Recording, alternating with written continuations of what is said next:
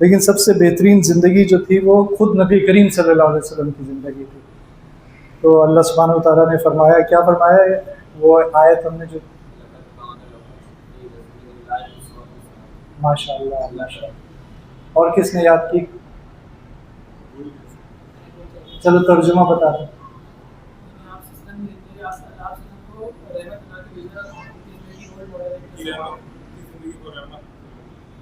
اس میں رحمت کا لفظ تو نہیں ہے. لقد کان لکم فی رسول اللہ، بہترین نمونہ، بہترین مثال ہے. تو اگر ہمیں کوئی چاہیے ہو کہ کیسی زندگی گزارنی چاہیے تو ایک نمونہ ہے. نمونہ اسی کو کہتے ہیں نا کہ بھائی یہ نمونہ ہے، کپڑے دے رہے ہیں کسی درزی کو، یہ نمونے کے طور پہ دے رہا ہوں، ایسے ہی بنا دینا. اب وہ ویسے نہیں بنائے گا تو ہم اس پہ ناراض ہوں گے، لڑائی کریں گے. تو ہمیں اللہ سبحانہ وتعالیٰ نے یہ نمونہ دیا کہ اپنی زندگی اس نمونے کے مطابق بنا لو. اور کوئی بات یاد پڑ رہی ہے؟ کیا کیا باتیں ہوئی تھی؟ ایک رحمت کی بھی بات ہوئی تھی، وما صلی اللہ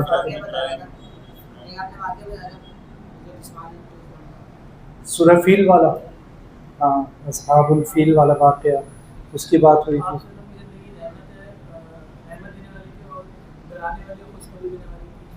شاہدم و مبشرم و نذیرا، یعنی گواہی دینے والے اور خوشخبری سنانے والے اور خبردار. اچھا ڈرانے والا، تو ڈرانے والا کیسا ہوتا ہے؟ ایک دفعہ جب ہم بچپن میں رات کو سوتے تھے رمضان میں، تو پھر 3 بجے ڈرانے والا آ جاتا تھا اور ڈھول بجاتا تھا، اور ہم چھوٹے بچے تھے تو ہم ڈر جاتے تھے کہ یہ پتہ نہیں کیا ہو گیا اچانک سے، اور وہ پھر آواز بھی لگاتا تھا. اب تو شاید نہیں ہوتا نا، کچھ کبھی کبھی ہوتا ہے ایسا، کبھی کبھی ہوتا ہے. تو ڈرانے والے سے تو ڈرنا چاہیے نا. اور اگر وہ ڈرانے والا ایسا ہو جو آپ کی بھلائی کے لیے ڈرا رہا ہو، ہے نا. تو جیسے میں نے مثال دی تھی کہ جب میں چھوٹا سا تھا تو ہاں میرے ایک رشتے دار نے بتایا کہ ایک دن قیامت آئے گی اور سب کچھ ختم ہو جائے گا. تو یہی نبی کریم صلی اللہ علیہ وسلم نے بتایا. تو اب اگر کوئی یہ بتائے تو وہ ہمارا محسن ہوگا نا، ہمارے ساتھ ہمدردی کرنے والا ہوگا. اس سے ہم اس طرح نہیں ڈریں گے جیسے کسی نقصان پہنچانے والی چیز سے ڈریں گے، جیسے سانپ یا بچھو وغیرہ سے ڈرا جاتا ہے. تو وہ جو ہماری بھلائی چاہتا ہو اور وہ ہمیں ڈراتا ہو تو پھر وہ ہمارا محسن ہے. اچھا ایک ہم نے بات کی تھی النبی اولا بالمؤمنین من انفسہم، اس کے کیا معنی تھے؟ کہ نبی جو ہے وہ مومنین کو اپنی ذات سے، اپنی جان سے زیادہ محبوب. یہ اسی وقت ہو سکتا ہے جب ہمیں پتہ ہو کہ ہمارے نبی ہیں کون. جب تک ہمیں پتہ نہیں ہوگا تو ہم سنا ہوا تو ہم نے بچپن سے ہوگا، ماں باپ سے بھی سنا ہوا ہوگا، لیکن وہ کیا زندگی تھی، کس وجہ سے صحابہ ایسے ہو گئے کہ ان کے بارے میں آیت نازل ہو گئی کہ صحابہ جو ہیں وہ اپنی جانوں سے زیادہ محبت کرتے ہیں نبی کریم صلی اللہ علیہ وسلم سے. تو ہمیں بھی ان میں شامل ہونا ہے جن کے بارے میں یہ آیت نازل ہوئی ہے. ایک ہم یہ بھی نیت کر لیں کہ یہ آیت جن لوگوں کے بارے میں نازل ہوئی ہے کہ وہ نبی سے اپنی جانوں سے زیادہ محبت کرتے ہیں، تو ہم بھی ان میں شامل ہو جائیں. تو یہ سورہ احزاب کی ایک آیت یہ تھی. پھر ایک محبت والی آیت بھی تھی، اللہ تعالیٰ سے محبت. اس میں کیا تھا؟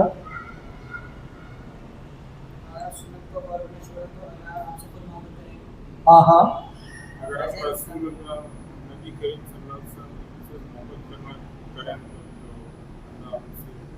ہاں قل ان کنتم تحبون اللہ، کہ اگر تم چاہتے ہو کہ تم اللہ سے محبت کرو. یہ صحیح لفظ جو ہے نا محبت ہے، اردو میں ہم اس کو محبت کہہ دیتے ہیں لیکن صحیح لفظ محبت ہے. اگر تم چاہتے ہو کہ تم اللہ سے محبت کرو تو آگے کیا تھا؟ ہاں لیکن بیچ میں کچھ آیت میں ہاں اتباع، تو میری اتباع کرو، فتبعونی، میری اتباع کرو، میری زندگی کے مطابق اپنی زندگی گزارو. سنت کا مطلب اصل میں یہ ہے کہ جیسی میری زندگی ہے، تو یہ سنت کا مطلب یہ نہیں ہے کہ میں نے صرف یہ نہیں ہے کہ میں نے داڑھی رکھ لی تو میں نے سنت پہ عمل کر لیا، لیکن کسی کو تکلیف نہ پہنچانا بھی تو سنت ہی تھا نا. تو نبی کریم صلی اللہ علیہ وسلم، اور پھر حدیث بھی آ گئی کہ اپنی زبان اور اپنے ہاتھ سے کسی کو جو تکلیف نہ پہنچائے وہ مسلم ہے. المسلم من سلم المسلمون بیدہ वलिसानी। अच्छा, तो फिर हमने ये बात की थी कि हज़रत इब्राहीम अलैहिस्सलाम के दौर से नबी करीम सल्लल्लाहु अलैहि वसल्लम का जिक्र शुरू हो गया था। वो कैसे? दुआ मांगी थी, शाबाश, माशाअल्लाह। तो दुआ ये थी कि रब्बना वबअथ फीहिम रसूलन मिनहुम, कि ए हमारे रब, इन्हीं में से एक रसूल भेजिए, यतलू अलैहिम आयातिक, जो कि आपकी आयतें इनको पढ़कर सुनाए, वयुअल्लिमुहुमुल किताब, और किताब की तालीम दे, वल हिक्मा, और हिकमत की बातें बताए, वयुज़क्कीहिम, और उनके नफ्स को पाक करे। नफ्स के अंदर जो बीमारियां हैं, जो खराबियां हैं, उनसे इनके नफ्स को पाक कर दे। वो खराबियां मसलन शिर्क करना, मसलन तकब्बुर करना, मसलन गुस्सा करना, इन सब चीज़ों से। और ये आपको पता है कि अरब कितने गुस्से वाले थे, कितनी गैरत भी बहुत थी, और कुछ उनमें अच्छाइयाँ भी थी, और वही अच्छाइयाँ बाद में उनके काम भी आई। और इस आयत का जवाब भी अल्लाह सुब्हानहू व तआला ने दे दिया कि हमने तुम पर एहसान किया। लक़द मन्नल्लाह, ये अल्लाह ताला ने तुम पर, या अलल मुमिनीन, मोमिनीन पर एहसान किया कि उन्हीं में से एक रसूल भेजा जो उनको वही आगे सारी वही बातें थी। तो ये एहसान क्या सिर्फ उन पर हुआ था जब जिनको अल्लाह ताला वहाँ मुखातिब कर रहे थे, या हम पर भी ये एहसान है? हम सब पर एहसान है कि ये नबी करीम सल्लल्लाहु अलैहि वसल्लम को भेजा। और फिर ये चारों बातें जो थी, ये हमने इस पे बात की थी कि ये सब हमें अपनी ज़िंदगी में करनी है। कौन सी चारों बातें? ये आयत पढ़ना। हमने एक बात ये की थी कि अगर नबी करीम सल्लल्लाहु अलैहि वसल्लम सहाबा को कुरान शरीफ पढ़ना नहीं सिखाते तो आज हमें नहीं पता होता कि अलिफ लाम मीम जो सूरह बकरा या दूसरी और जगह भी पढ़ा जाता है, उसमें और अलम में क्या फ़र्क है। अलम तरा कैफ़ फ़अल। तो नबी करीम सल्लल्लाहु अलैहि वसल्लम ने अरबों को भी कुरान पढ़ना सिखाया, और उसके अलावा ये तीनों बातें आगे जो जिनका जिक्र आया था। तो आज हम इंशाअल्लाह बात करेंगे मुबश्शिरात व मुअश्शिरात के ऊपर। मुबश्शिरात कहते हैं खुशखबरियाँ, और मुअश्शिरात कहते हैं इशारे, इन दोनों को कहते हैं। तो नबी करीम सल्लल्लाहु अलैहि वसल्लम के आने से पहले खुशखबरियाँ आ चुकी थी कि वो आएंगे, एक नबी आएंगे। ये खुशखबरियाँ पहले से मौजूद थी। और मुअश्शिरात यानी इशारे भी थे कि वो नबी आने वाला है। तो ये खुशखबरियाँ कहाँ पर थीं? ये खुशखबरियाँ थीं तौरात और इंजील में, और बाकी किताबों में भी होंगी, लेकिन आज भी इन किताबों में ये खुशखबरियाँ मौजूद हैं। तो मुसलमानों ने वो खुशखबरियाँ ढूंढ निकाली, और ये मेरे पास जो है ना बाइबल का एक नुस्खा है, गॉस्पेल ऑफ बारनबास। तो ये वो बाइबल है जिसको उन्होंने रिजेक्ट कर दिया, रद्द कर दिया। और जो दूसरे कुछ रिवायात में यह आए कि जब बाइबल के कई नुस्खे बन गए ना, तहरीफ हो गई, किसी ने कुछ लिख दिया, किसी ने कुछ लिख दिया, तो फिर इनका आपस में मीटिंग हुई कि अब कौन सी बाइबल को हम फाइनल करें। तो उसमें काफ़ी इख्तलाफ हुआ, और वो उसको फाइनल नहीं कर पा रहे थे। तो फिर बिल आखिर ये फ़ैसला किया कि ये मैं अपनी याददाश्त से बता रहा हूँ, काफ़ी पहले पढ़ा था, हो सकता है कुछ आगे पीछे बात हो जाए, लेकिन एक कमरे में एक मेज़ के ऊपर वो सारे नुस्खे रख दिए जाएं, और फिर उस मेज़ को हिलाया जाए। जितने नुस्खे गिर जाएंगे वो रद्द हो जाएंगे, और जो उस मेज़ के ऊपर रह जाएंगे उनको कबूल कर लिया जाएगा। तो ये वो 4 नुस्खे थे जो बाइबल के अब समझे जाते हैं, वो आज तक चले आ रहे हैं। उसमें भी तारीफ़ हो रही है मुसलसल, लेकिन ये नुस्खा उनमें था जो मेज़ से गिर गए। लेकिन ये आज भी मुख्तलिफ म्यूज़ियम्स में, अजायब घर में मौजूद है, अमेरिका में भी और दूसरी जगहों पर भी। और वैसे तो उन नुस्खों में भी नबी करीम सल्लल्लाहु अलैहि वसल्लम की निशानियाँ और खुशखबरियाँ मौजूद हैं, लेकिन इस नुस्खे में ज़्यादा वजाहत के साथ मौजूद है कि वो जो नबी आएगा उसकी क्या अलामात होंगी, निशानियाँ होंगी, उसके वस्फ़ क्या होंगे, उसके अंदर कौन कौन सी सिफ़ात होंगी, वो इसके अंदर मौजूद है। तो मुसलमान तो इसको पढ़ के समझ गए, और इसमें इस्लाम के बारे में भी मौजूद है। तो ये है गॉस्पेल ऑफ बारनबास कहलाती है ये। इसी तरह उस ज़माने के जो लोग थे, नबी करीम सल्लल्लाहु अलैहि वसल्लम से के आने से पहले के ज़माने के जो लोग थे, उनको भी मालूम था کہ ایک نبی آنے والا ہے. لہذا جب نبی کریم صلی اللہ علیہ وسلم کے دادا حضرت عبد المطلب ایک دفعہ تجارت کے سفر پر گئے تو وہاں کچھ لوگوں سے ان کی ملاقات ہوئی، کسی قبیلے سے، جس نے ان سے پوچھا کہ آپ کہاں سے آئے ہیں، تو انہوں نے بتایا میں مکہ مکرمہ سے آیا ہوں. تو انہوں نے بتایا کہ وہاں پر تو ایک نبی آنے والا ہے. اس طرح انہیں بتایا گیا. اسی طرح جو مدینہ منورہ کے یہود تھے وہ مشرکین کو کہتے تھے کہ ہمارا تو نبی آئے گا، ایک طرح سے طنزیہ انداز میں کہتے تھے کہ تمہارا تو کوئی نبی نہیں ہے، ہمارا تو ایک نبی آنے والا ہے. تو اس طرح یہود کو بھی پتہ تھا. اور ایک دفعہ میں نے یہ بھی پڑھا تھا کہ یہود نے ہجرت جو کی تھی مدینہ کی طرف، اس کا ایک مقصد یہ تھا کہ انہیں پتہ تھا کہ مدینہ شریف میں ہے وہ نبی جو آئے گا، وہ مدینہ شریف میں آئے گا. تو یہ خوشخبریاں پہلے سے موجود تھیں. اچھا، ایک کتاب میں نے پڑھا اور اس کو پھر چیک بھی کیا کہ ہیبریو زبان میں جو بائبل ہے اس میں لفظ محمدن لکھا ہوا ہے، محمدن لکھا ہوا ہے، اور وہ میں آپ کو بھیج بھی دوں گا، اس کا لنک بھی بھیج دوں گا. تو اب اس میں کوئی شک نہیں رہ جاتا، کوئی یہودی اس کو پڑھے. یہ انہی کی ویب سائٹ ہے، بائبل کی ایک ویب سائٹ ہے، اسی کے اوپر لکھا ہوا ہے. تو وہ جو عبرانی زبان میں جو لفظ ہے وہ لکھا ہوا ہے، وہ تو ہم نہیں پڑھ سکتے، ہمیں نہیں آتی زبان، لیکن اس کا جو ترجمہ جو تلفظ ہے وہ انگریزی میں لکھا ہوا ہے، وہ محمدن ہے. تو یہ اتنے سارے ثبوت موجود تھے اور آج بھی موجود ہیں، لیکن وہ ہم سے بغض رکھتے ہیں. اور بغض رکھنے کی وجہ یہ ہے کہ ان کی بنی اسرائیل میں سے نبی نہیں آیا. وہ چاہتے تھے کہ ہماری جو بنی اسرائیل میں سے ہی نبی آئے، لیکن جب بنی اسماعیل یعنی حضرت اسماعیل علیہ السلام کی نسل میں سے نبی آ گیا، یہ بات ہم کو بہت بری لگ گئی.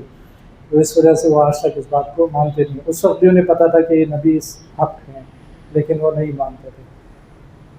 اچھا، تو پھر اسی طرح حضرت حسان بن ثابت، کسی نے نام سنا ہے؟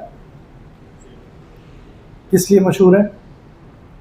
مشہور ہیں وہ کسی وجہ سے، ایک خاص وجہ سے مشہور ہیں. نبی کریم صلی اللہ علیہ وسلم کے شاعر تھے. نبی کریم صلی اللہ علیہ وسلم کے دفاع میں شاعری کرتے تھے. جو دشمن تھے نا نبی صلی اللہ علیہ وسلم کے، وہ ان کے خلاف شاعری کرتے تھے اور ان کو تکلیف پہنچاتے تھے شاعری. اور حضرت حسان بن ثابت رضی اللہ عنہ جو تھے وہ پھر جواب میں شاعری کرتے تھے اور نبی کریم صلی اللہ علیہ وسلم کا دفاع کرتے تھے. اور ان کے کچھ اشعار آج بھی بہت مشہور ہیں اور پڑھے بھی جاتے ہیں. تو یہ جب 7 سال کی عمر کے تھے تو انہوں نے ایک آدمی کو پکارتے ہوئے سنا کہ وہ ستارہ طلوع ہو گیا، وہ ستارہ طلوع ہو گیا. ابھی نبی کریم صلی اللہ علیہ وسلم تشریف نہیں لائے تھے، اور اس نے یہ تو وہ یہ اصل میں یہ بتا رہا تھا کہ وہ نبی آ گیا ہے، وہ نبی آ گیا ہے. تو آگے بھی اس نے اس کی وضاحت کی. اسی طرح مکے میں ایک غار میں ایک آدمی کئی سالوں سے رہ رہا تھا، وہ واپس آتا ہی نہیں تھا، وہ غار میں ہی رہتا تھا. تو وہ اپنے غار سے نکل کے بھاگا ہوا آیا اور اس نے کہا کہ کیا کوئی بچہ پیدا ہوا ہے، کیا کوئی بچہ پیدا ہوا ہے؟ یہ سوال کرنا شروع کر دیا. تو لوگوں نے بتایا کہ ہاں ایک بچہ پیدا ہوا ہے، اس کا نام ہے محمد. تو اس نے کہا کہ آج سے بنی اسرائیل سے نبوت اٹھا لی گئی، آج سے بنی اسرائیل سے نبوت اٹھا لی گئی. یعنی اب یہ بچہ جو ہے یہ حضرت اسماعیل علیہ السلام کی آل میں سے ہے اور یہ نبی بنے گا. تو یہ کچھ مزید اشارے ہو گئے. اچھا، نبی کریم اپنے آپ کو حدیث میں ذکر ہے کہ نبی کریم صلی اللہ علیہ وسلم اپنے آپ کو ابن ذبیحین کہتے تھے. ذبیحین کس کا کیا مطلب ہے؟ ذبیح کا مطلب معلوم ہے؟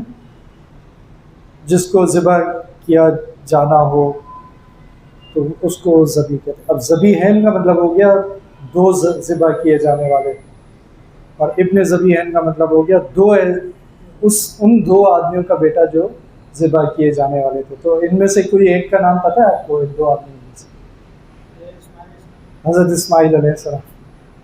حضرت اسماعیل علیہ السلام کی اولاد میں سے تھے نا نبی کریم صلی اللہ علیہ وسلم. لیکن ایک اور بھی تھے جو ذبح ہونے والے تھے، اور وہ نبی کریم صلی اللہ علیہ وسلم کے والد تھے، جن کا نام تھا عبداللہ.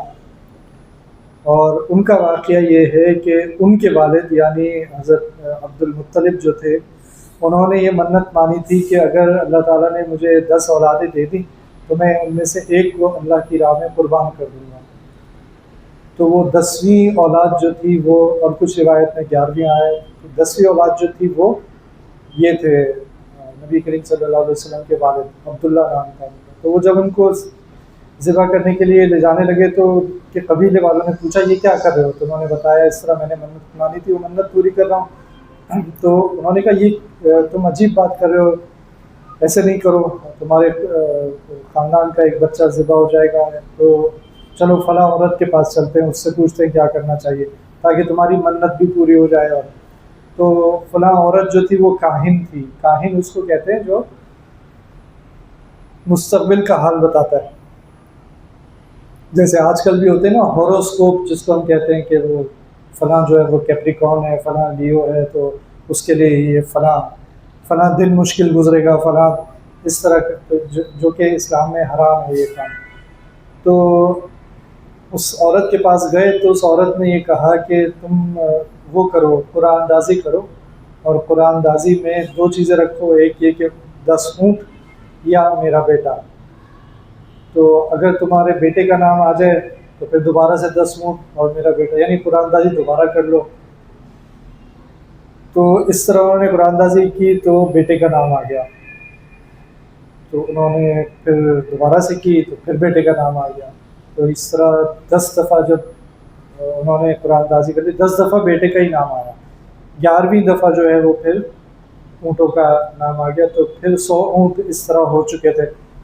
تو پھر 100 اونٹ ذبح کیے، اور حضرت یہ جو عبداللہ تھے نبی کریم صلی اللہ علیہ وسلم کے والد، اس طرح وہ بچ گئے۔ تو ابن ذبیحین کا لقب نبی کریم صلی اللہ علیہ وسلم نے خود اپنے آپ کو دیا، یعنی میں اس نسل میں سے ہوں جس میں سے 2 آدمیوں کو ذبح کیا جانا تھا۔ تو یہ چند باتیں ہیں، لیکن اس کے علاوہ بہت ساری باتیں ہیں، میں یہاں ساری، اور سیرت ایک ایسا چیپٹر ہے جس میں بہت سارا وقت لگ سکتا ہے، اگر ہم اس کو تفصیل بیان کرنا شروع کر دیں تو وقت بہت سارا لگ سکتا ہے، اس لیے میں یہاں پر بس کر کے پھر آگے بڑھ رہا ہوں۔ اب نبی کریم صلی اللہ علیہ وسلم کی ولادت ہوئی ہے، کس تاریخ کو ہوئی تھی ولادت؟ تو یہ تو مشہور ہے کہ 12 ربیع الاول کو ولادت ہوئی تھی، لیکن یہ صحیح نہیں ہے، جو صحیح تاریخ ہے وہ یا تو 8 ہے یا 9 ربیع الاول ہے۔ تو یہ بھی ہمیں پتہ ہونا چاہیے کہ 12 ربیع الاول اصل میں نبی کریم صلی اللہ علیہ وسلم کی وفات کا دن ہے، اور وہ اب یہاں پہ لوگ منانے لگے ہیں 12 ربیع الاول، لیکن اصل میں 8 تھی یا 9 ربیع الاول تھی۔ تو روایات میں لکھا ہے کہ جب نبی کریم صلی اللہ علیہ وسلم کی ولادت ہوئی تو اس وقت کی 2 سپر پاورز تھیں، ایک کسرا یعنی رومن امپائر تھی، اور ایک فارس کی سپر پاور تھی جو کہ قیصر، اس کا یہ بادشاہ 2 تھے، کسرا اور قیصر۔ تو کسرا کے محل کی دیواریں جو تھیں وہ گر گئیں، تو یہ ایک نشانی تھی کہ کچھ ہو رہا ہے دنیا میں، کچھ ہونے والا ہے۔ اسی طرح مجوسی جو تھے، ان کا، مجوسی کون ہوتے ہیں؟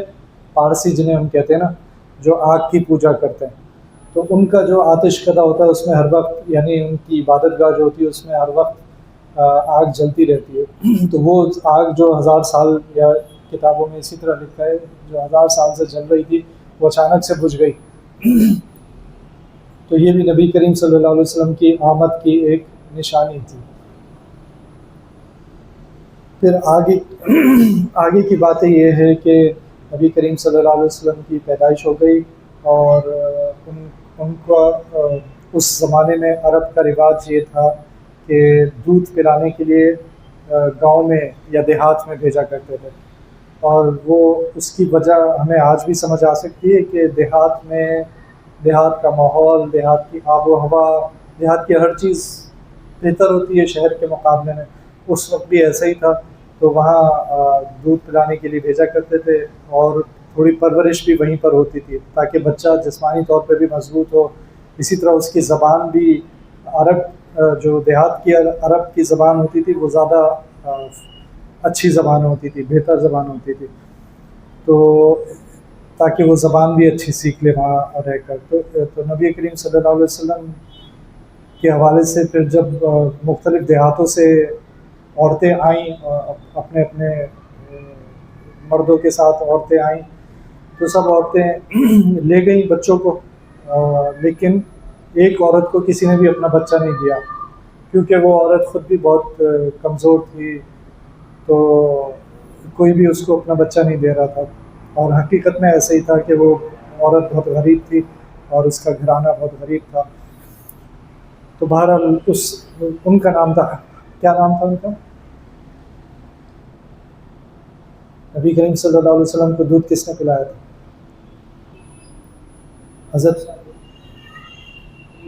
حضرت حلیمہ انہوں نے دودھ پلایا تھا. تو وہ لے کر گئیں، اور جیسے ہی وہ اپنی سواری پہ سوار ہوئیں تو اس کے بعد سے ان کی زندگی بدلنی شروع ہو گئی. ان کی سواری بھی جو کہ بالکل لاغر تھی وہ تیز چلنا شروع ہو گئی، اور ان کے اپنے گھر کے حالات بہتر ہونا شروع ہو گئے. ان کی بکریوں کی صحت بہتر ہونا شروع ہو گئی، ان کے دوسرے بچے کی صحت بھی بہتر ہونا شروع ہو گئی. تو یہ ساری یہ سب کس کی برکت تھی؟ نبی کریم صلی اللہ علیہ وسلم کی برکت تھی. تو یہ آج ہم یہیں تک پڑھیں گے اور پھر آگے انشاءاللہ جاری رکھیں گے. تو ہمارا سبق اس طرح ہوگا کہ کبھی ہو سکتا ہے تھوڑا سا طویل ہو جائے، کبھی مختصر ہو جائے، لیکن اس سبق میں شامل ہونا بہت ہی سعادت کی بات ہے، بہت ہی خوش قسمتی کی بات ہے، اور ہو سکتا ہے پھر یہ موقع نہ ملے. اس سبق میں شامل نہ ہونا ایک طرح سے اس کو ریجیکٹ کر دینا ہے کہ میری پرائیورٹی کچھ اور ہے، مجھے کچھ اور کرنا ہے، میرے پاس کوئی اور اہم کام ہے. تو وہ بہت ہی افسوس کی بات ہوگی. جو بھی اس موقع کو ضائع کر دے گا اس کے لیے بہت ہی افسوس کی بات ہوگی. لہٰذا آئندہ ہم عہد کر لیں کہ یہ جو باقی 28 سبق رہ گئے نا، یہ سب ہم پورے کر لیں انشاءاللہ، اور ایک دفعہ سیرت سے گزر جائیں. بعد میں پھر اپنی اپنی زندگی میں خود ہی ہم تبدیلی دیکھیں گے انشاءاللہ، خود ہی دیکھیں گے. صرف ہم نہیں دیکھیں گے بلکہ ہمارے والدین بھی دیکھیں گے، ہمارے آس پاس کے لوگ بھی دیکھیں گے کہ کیسے تبدیلی آ گئی، جیسے صحابہ کرام کی زندگی میں تبدیلی آ گئی تھی. تو ایک یہ جو آیت ہے نا، قل ان کنتم تحبون اللہ، یعنی نبی کریم صلی اللہ علیہ وسلم سے محبت، ان کی اتباع. تو اس کا ایک واقعہ ہے جس میں حضرت ابو بکر صدیق رضی اللہ عنہ نے نبی کریم صلی اللہ علیہ وسلم سے عرض کیا کہ میں چاہتا ہوں کہ ہم اپنے اسلام کا اعلان کر دیں اور لوگوں کو دین کی دعوت دیں. یہ وہ وقت تھا جس وقت تک ابھی اجازت نہیں ملی تھی اعلان کرنے کی، اور خفیہ طریقے سے دین کا کام ہو رہا تھا. تو نبی کریم صلی اللہ علیہ وسلم نے شروع میں منع کیا، لیکن پھر انہوں نے اجازت دے دی، اور حضرت ابو بکر صدیق نے اعلان کر دیا، اور کعبہ نے اور تمہارے ساتھ دوسرے صحابہ کرام 38 ہو چکے تھے اس وقت مسلمان، تو وہ سب بھی بیت اللہ شریف کے ارد گرد موجود تھے، اور دوسرے قبیلے بھی موجود تھے، اور حضرت ابو بکر صدیق نے اعلان کر دیا. اس کے بعد کیا ہوا؟ اس کے بعد ان کے اوپر حملہ ہو گیا اور ان کو بہت مارا گیا. اور ایک آدمی تھا عتبہ بن ربیعہ، اس نے نبی کریم حضرت ابو بکر صدیق رضی اللہ عنہ کو اتنا مارا کہ پھر ان کے قبیلے والے آئے اور انہیں اٹھا کر لے گئے، اور ان کی زندگی خطرے میں پڑ گئی، اور وہ اپنے گھر میں بے ہوش پڑے تھے، اور ان کی ماں ان کے لیے پریشان تھی، اور ان کا چہرہ سوج چکا تھا بری طرح، یہاں تک کہ ان کے چہرے کے یعنی پتہ نہیں چل رہا تھا آنکھیں وغیرہ کہاں پر. تو اب قبیلہ جو تھا بنو تیم قبیلہ تھا حضرت ابو بکر صدیق رضی اللہ عنہ کا، انہوں نے فیصلہ کیا کہ اگر ابو بکر کو کچھ ہو گیا تو پھر ہم عتبہ بن ربیعہ کو نہیں چھوڑیں گے. تو یہ قبیلے کی آپس میں محبت تھی، وہ مسلمان نہیں ہوئے تھے، لیکن انہوں نے انتقام لینے کا فیصلہ کر لیا کہ اگر ابو بکر کو کچھ ہوا تو ہم عتبہ کو نہیں چھوڑیں گے. خیر، ابھی حضرت ابو بکر صدیق رضی اللہ عنہ کو ہوش آ گیا. ہوش آنے کے بعد پہلا سوال کیا تھا؟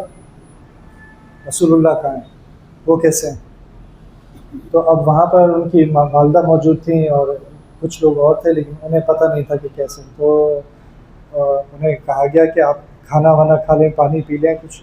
انہوں نے کہا میں کچھ نہیں کھاؤں گا. پہلے مجھے بتاؤ رسول اللہ صلی اللہ علیہ وسلم کیسے ہیں. تو دوبارہ انہیں سمجھایا گیا لیکن انہوں نے صاف منع کر دیا کہ میں کچھ نہیں کھاؤں گا. تو بالآخر یہ انہوں نے کہا مجھے لے کر چلو ان کے پاس. تو رات کا انتظار کیا گیا تاکہ دوبارہ ان کے اوپر حملہ نہ ہو جائے، اور رات کے وقت ان کی ماں جو ہے وہ سہارا لے کر گئیں نبی کریم صلی اللہ علیہ وسلم کے پاس. تب جا کر ان کے دل میں سکون آیا ہے کہ جب اپنی آنکھوں سے دیکھ لیا کہ نبی کریم صلی اللہ علیہ وسلم سلامت ہے. یہ ہے محبت، یہ تھی محبت. ایسی محبت ہونی چاہیے.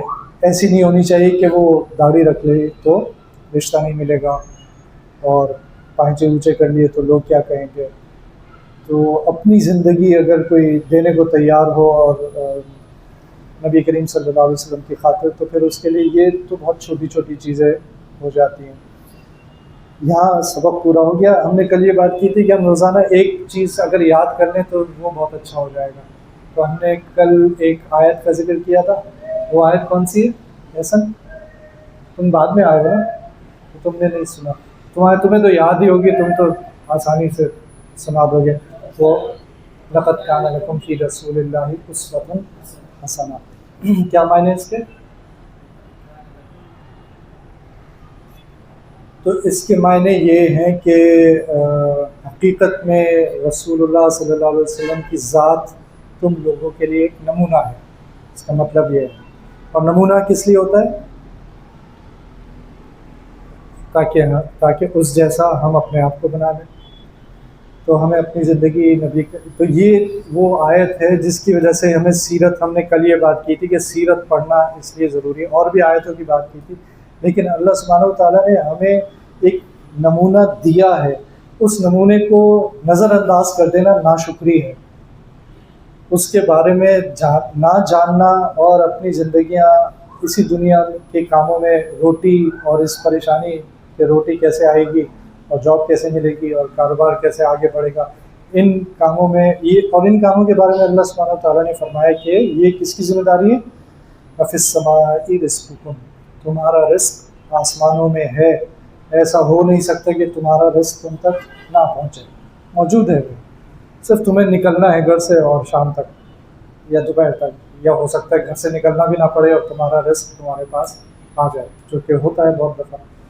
تو رزق کی ذمہ داری اللہ تعالیٰ نے لی تھی. ہماری ذمہ داری یہ لگائی تھی کہ ہم اللہ تعالیٰ کی عبادت کریں، اور کس طریقے سے کریں وہ ایک نمونہ ہمیں دے دیا. اس نمونے کی ہمیں پیروی کرنی.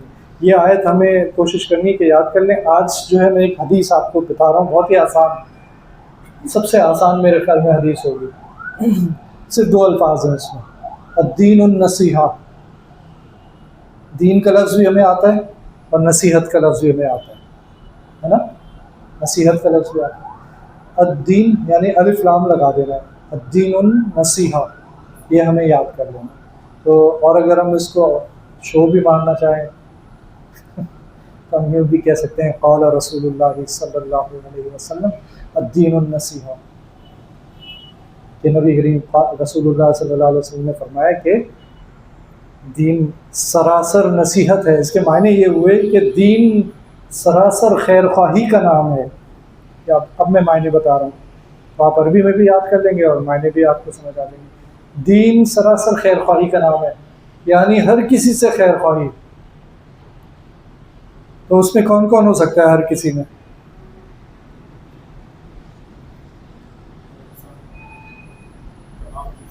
والدین ہو سکتے ہیں، والدین ہو سکتے ہیں.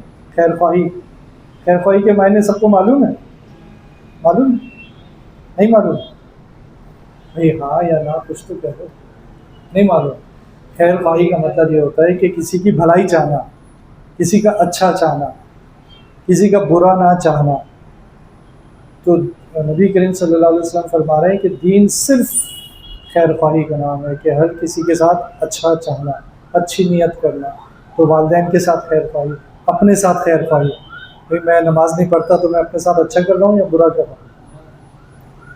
جھوٹ بول رہا ہوں تو اپنے ساتھ اچھا کر رہا ہوں یا برا کر رہا ہوں؟ والدین سے بدتمیزی کر رہا ہوں تو اچھا کر رہا ہوں یا برا کر رہا ہوں؟ تو اپنے ساتھ خیر خواہی. پھر جتنے لوگوں سے، جتنی مخلوق سے واسطہ پڑتا ہے ان سب کے ساتھ خیر خواہی. مخلوق میں انسانوں کے علاوہ بھی شامل ہے.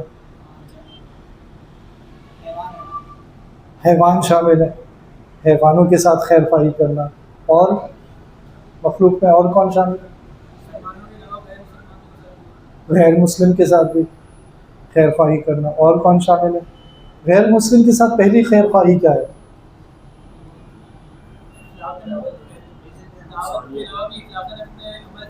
وہ بھی دعوت ہی ہوئی، اپنے عمل، ایک سب سے اچھی دعوت وہی ہوتی ہے جو اپنے عمل سے دی جائے. تو یہ نیت رکھنا کہ میں اس کو اسلام کی طرف لے کر آؤں، اس کے لیے مختلف طریقے تاکہ یہ آخرت میں بھی کامیاب ہو جائے. اچھا، اور مخلوق میں اور کون ہے؟ پرندے، جانوروں میں، حیوان میں سبھی آ گئے. درخت، پودے، یہ بھی تو مخلوق میں شامل ہے. آپ کو پتہ ہے کہ درخت کاٹنا بھی جائز نہیں جب تک آپ کی کوئی مجبوری نہ ہو. اچھا، اور کون مخلوق میں؟ ایک اہم مخلوق رہ گئی ہے، جنات بھی تو مخلوق ہیں. جنات کے بارے میں بھی نبی کریم صلی اللہ علیہ وسلم نے ہمیں کچھ باتیں بتائی ہیں کہ ان کو کس طرح ان کو تکلیف نہیں پہنچانی ہے، کہ کچھ چیزیں ان کی غذا ہیں، ان کی غذا کو خراب نہیں کرنا چاہیے. اور آپ اپنے گھر میں داخل ہوں تو جنات موجود ہی ہوتے ہیں، ہم چاہے ہمیں پتہ نہ چل رہا ہو لیکن گھروں میں موجود ہوتے ہیں. تو گھر میں داخل ہوتے ہی سلام کرنا، اس نیت سے کہ اپنے گھر والوں کو بھی سلام کر لوں اور جنات کو بھی سلام ہو جائے. تو اس طرح تعلیمات ہیں نبی کریم صلی اللہ علیہ وسلم کی. اچھا، اسی طرح پانی کے بارے میں کیا تعلیمات ہیں؟ پانی، اگر وضو کر رہے ہیں اور پانی ضائع کر رہے ہیں تو اس پہ بھی پکڑ ہوگی. تو حدیث میں آتا ہے کہ نبی کریم صلی اللہ علیہ وسلم نے ایک صحابی کو فرمایا تھا کہ اگر کوئی دریا کے کنارے کھڑے ہو کر بھی وضو کرے تو بھی وہ پانی ضائع نہیں کرنے کی اجازت. اب دریا تو بہہ رہا ہے نا، تو وہاں تو آپ جتنا چاہیں، ہم سمجھتے ہیں جتنا چاہیں جیسے چاہیں ہم پانی استعمال کریں، وہاں بھی یہ حکم ہے کہ اچھا. اور اللہ سبحانہ وتعالیٰ کے ساتھ بھی خیر خواہی ہو سکتی ہے. اس حدیث میں جو ہے نا، صحابہ کرام نے پھر پوچھا تھا تو نبی صلی اللہ علیہ وسلم نے بتایا کہ اللہ تعالیٰ کے ساتھ بھی خیر خواہی، ان کے ساتھ بھی اچھا عمل کرنا. اور اس کا کیا مطلب ہوگا؟ اس کا مطلب یہ ہوگا کہ آپ کے اوپر جس نے احسان کیا ہے، جس نے نعمتیں آپ پہ نازل کی ہیں، انعامات نازل کیے، جس نے آپ کو ایمان دیا، وہ آپ کا کون ہے؟ محسن ہے. کوئی اپنے محسن کے ساتھ ناشکری کر سکتا ہے؟ کرنا چاہیے. اور ناشکری کیسے ہوتی ہے؟ اس کی ابتدا ہوتی ہے جب نماز چھوڑتا ہے آدمی. تو منعم یعنی جس نے آپ کے اوپر نعمتیں نازل کی، اس کے ساتھ تو سب سے زیادہ ہمیں خیر خواہی، اس خیر خواہی کا مطلب یہ ہے کہ اس نے جو ہمیں کہا ہے نا، جو حکم دیا اس پہ عمل کرنا، یہ شکر گزاری ہے. تو یہ سب اس میں شامل ہے. تو اب یہ حدیث یاد ہو گئی؟ کون سنائے گا؟ الدین النصیحہ. ٹھیک ہے، کل میں پھر سن لوں گا انشاءاللہ. جزاکم اللہ خیر. اللہ تعالیٰ ہم سب کو عمل کرنے کی توفیق عطا فرمائے.